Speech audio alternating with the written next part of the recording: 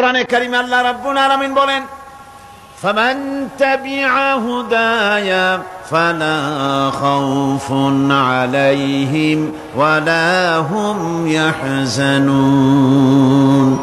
আল্লাহ পাক বলেন, এই কোরআনের অনুসরণ যারা করবে, এই কোরআনের আইন যারা মেনে চলবে, কোরআনকে মেনে যারা চলবে, এর শাসন যারা মেনে চলবে, ফালা খাউফুন আলাইহিম, ওদের জন্য কোনো ভয় নাই, ওয়ালা হুম ইয়াহজানুন, ওদের জন্য কোনো চিন্তাও নাই। কিসের ভয় নাই? যেই সমাজে কোরআনের আইন চালু হয়ে যাবে, ওই সমাজের ভিতরে চুরির ভয়, ডাকাতির ভয়, জেনার ভয়, হত্যার ভয়, ধর্ষণের ভয়, লাঞ্ছনার ভয়, গঞ্জনার ভয়, কোনো ভয় থাকবে না। ওয়ালা হুম ইয়াহজানুন, ওই সমাজের মানুষের মনে কোনো চিন্তাও থাকবে না। কিসের চিন্তা থাকবে না? যেই সমাজে কোরআন চালু হয়ে যাবে, কোরআনের আইন দিয়ে সমাজ পরিচালিত হবে, ওই সমাজের মানুষের খাওয়া পড়া, শিক্ষা, চিকিৎসা, বাসস্থানের কোনো চিন্তা থাকবে না।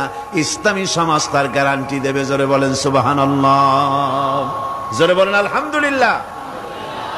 এটা আল্লাহ পাকের ওয়াদা। কার ওয়াদা? জোরে কোন তো? আল্লাহ পাক। ফামান তাবিআ হুদায়া ফালা খাউফুন আলাইহিম ওয়ালা হুম ইয়াহজানুন, আল্লাহ পাকের ওয়াদা। কিন্তু দুর্ভাগ্য আমাদের, আল্লাহর ওয়াদা বিশ্বাস হয় না। ওই যে প্রথম দিন বলেছিলাম যে ওয়াদার মৌসুম এসে গেছে, ওয়াদার এক বিরাট মৌসুম এসে গেছে। এখন থেকে যত জনসভা হবে শুনতে পারবেন শুধু ওয়াদা আর ওয়াদা। এই সব ওয়াদাগুলি মানুষেরা বিশ্বাস করে, কিন্তু আল্লাহ পাকের ওয়াদা মুসলমান হওয়া সত্ত্বেও মগজে ঢোকে না, মনের মধ্যে বিশ্বাস স্থাপন করতে পারে না। আল্লাহ পাক বলছেন, কোরআনকে মানো, কোরআনকে মেনে চলো, তাহলে সমাজ সুন্দর হবে, ভয় থাকবে না, চিন্তা থাকবে না।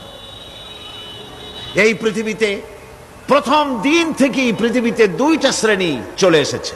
এই পৃথিবীতে একটা হচ্ছে ধনী, আর একটা হচ্ছে দরিদ্র। ধনী আর গরিব আবহমান কাল থেকে এই দুই শ্রেণী চলে আসছে।